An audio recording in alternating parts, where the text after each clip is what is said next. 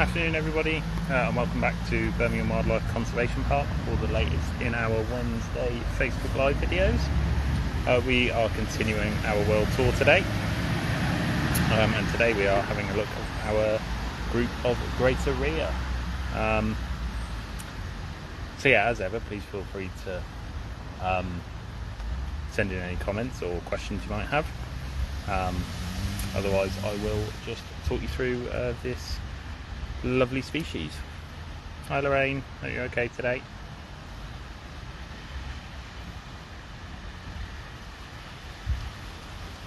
Right then guys, so we have got a family group of 5 greater Rhea here at the wildlife park. We have mum and dad, and then we have their 3 male offspring.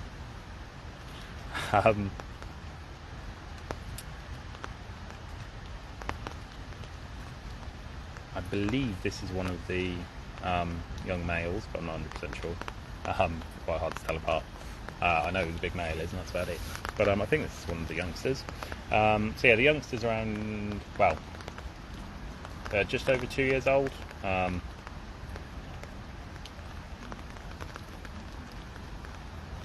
they hatched here at the park. So yeah, it was nice to get some little Rhea chicks from these guys. Hi Mary, hi Judith, hope you're both okay today.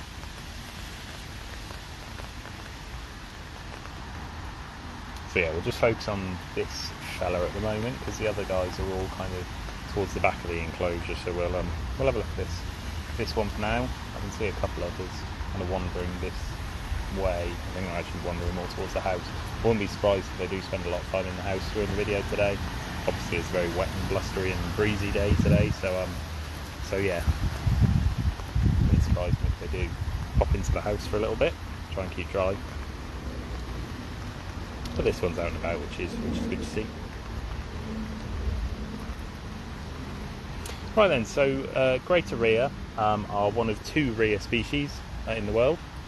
The other one, the other species is the lesser or Darwin's Rhea. But yeah, the greater Rhea is a little bit larger.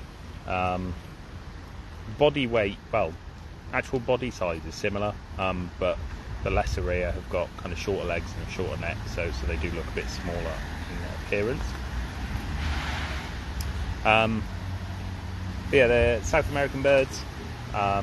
The greater Rhea is found in Argentina, Brazil, Bolivia, Paraguay and Uruguay.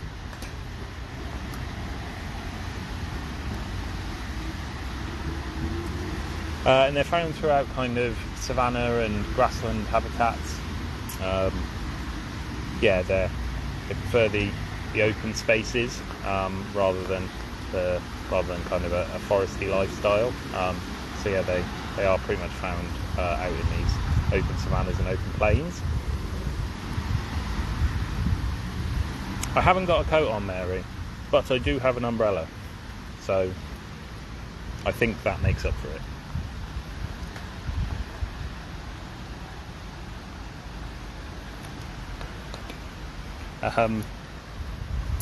Yeah, so these guys do live in quite open habitats, which is why they're quite well adapted to living in these open conditions, as with their kind of close relatives, the ostriches and emus and things like that. Nice long legs to help them run nice and fast, to potentially get away from predators. Flightless, obviously, too big and bulky to fly. So yeah, they are a flightless bird. They do use their wings mainly for balance when they're running around. They do actually have fairly long wings, which does seem slightly counterintuitive for a flightless bird, but no, they do use those wings for balance and things like that.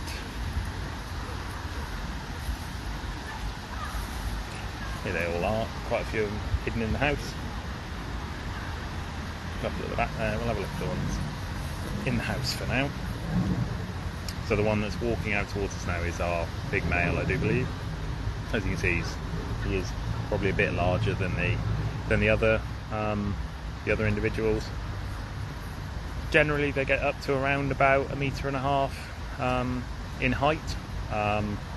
So yeah, they are fairly big birds. Not as big as ostriches or things like that, but yeah, they are still fairly big birds. So yeah, in the wild, Judith, they would live together as a bit of a family group to start with, and then actually in the kind of non-breeding season, you do actually find flocks of up to around about 100 birds coming together.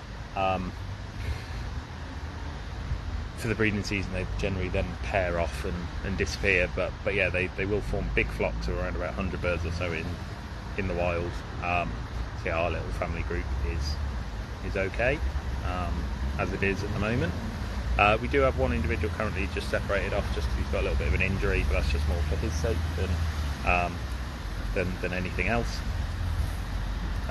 But yeah, we do have a nice balance here at the moment.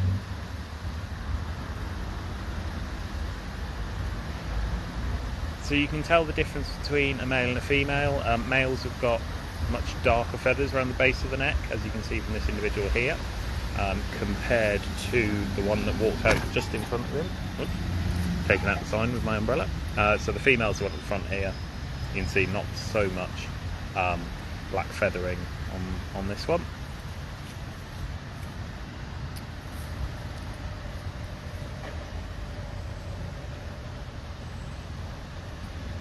So in the wild they feed on a number of kind of different types of plant matter,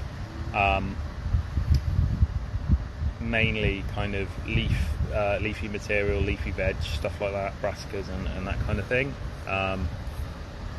Yeah, they will also eat insects and insect life, but the majority of the diet is plant-based, which you can kind of see from the enclosure. There's not a lot of grass in the enclosure, and you can see the bamboo is kind of, most of the leaf where they can reach is gone. So yeah, they are mainly what would the word be? Plant-based. So Mary, they normally would lay eggs once a year in the breeding season. They'd come up with a clutch of around about 10 eggs or so, which they'd then incubate. The eggs are laid over a period of a few days until they've got a full clutch, and then they probably well, no, they actually do start incubating them straight away, I do believe. But yeah, the eggs are laid over a period of days until they've got a full clutch. Here at the park we do remove the eggs most of the time, just to prevent any unnecessary or unwanted little ones from popping up. So yeah, they will actually lay fairly frequently throughout the breeding season, but we do, like I say, we take the eggs as soon as there's an egg. We'll take it out. So yeah, it's a little bit different in captivity, but in the wild, generally once a year, clutch are up to, well, of around about 10 eggs on average.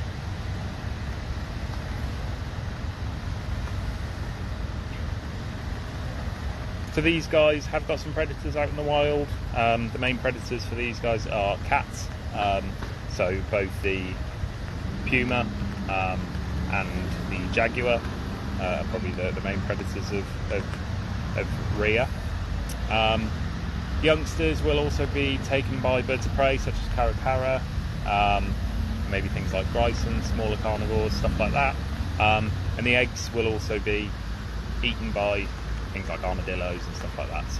So yeah, they haven't got it easy out in the wild. They haven't got it easy at all. They've got quite a few threats that they face, but generally they do okay.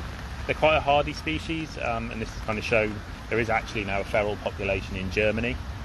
Some escaped from a farm at the kind of turn of the century, and it's thought there's now up to around about 500 individuals living feral in Germany. So yeah, they're quite a hardy species, able to deal with a range of conditions, as that kind of feral population shows. So Greater Rhea are classified as near threatened on the IUCN Red List.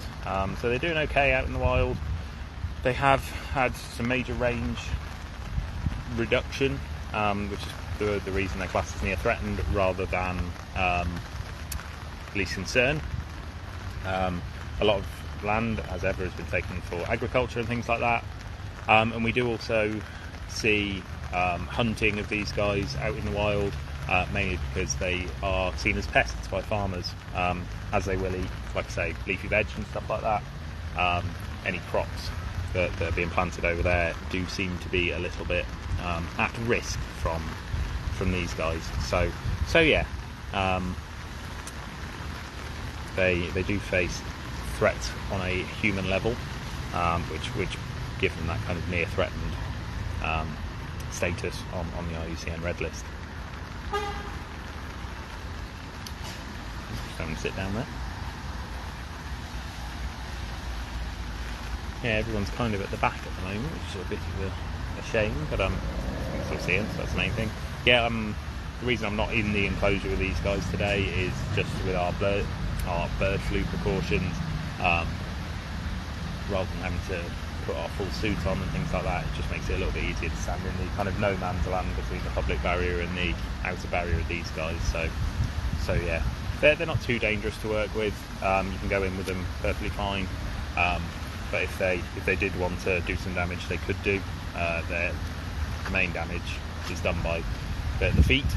Very strong, powerful legs, as I was saying earlier, for running. And yeah, a kick from these guys can do a real amount of damage. So yeah, you do have to be careful with them. Hi Tim, hope you're okay today.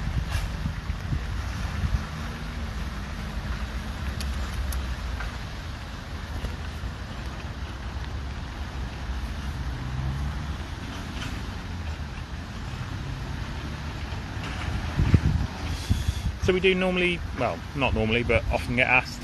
Obviously, as you can see in the video, we've got a lot of cars going past. These guys are right on the Pershore Road.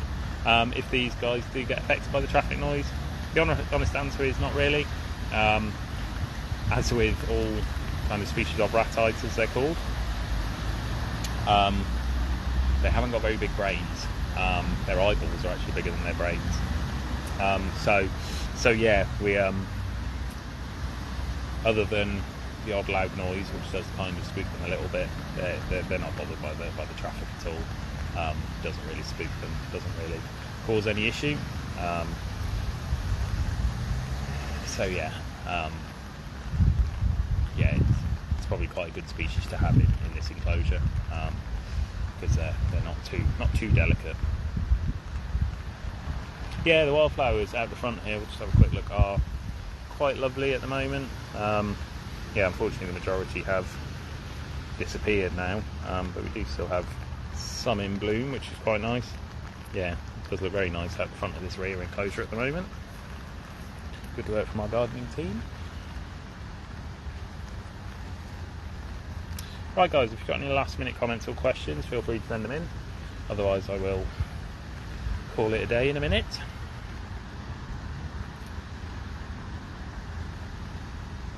Yeah, so the one at the back there, out of those two, is the one that's just separate at the moment. He's just got a bit of an injury to his beak, so just to stop him from overdoing it with any of the others. Yeah, he's just in our little satellite area at the back there, just to keep him safe until that's kind of fully healed.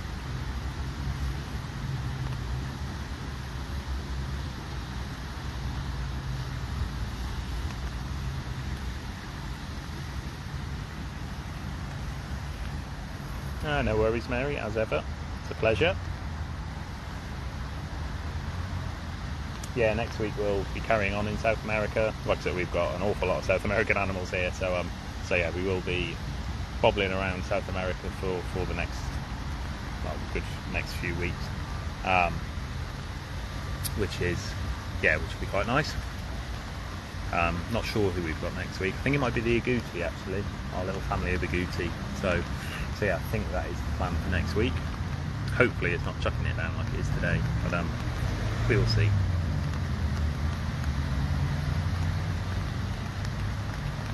Yeah, Tim, so So yeah, we've got mum and dad in here, and then we've got their 3 male offspring. So dad is the one sat down, I do believe. Mum is the one, so sat down there. Mum is the one on the right there, and then the 3 at the back. Those 2, and that one, those 3, I believe, are the 3 male chicks. I mean, they're not chicks anymore. Like I say, they're 2 years old, so they're yeah, fully grown now.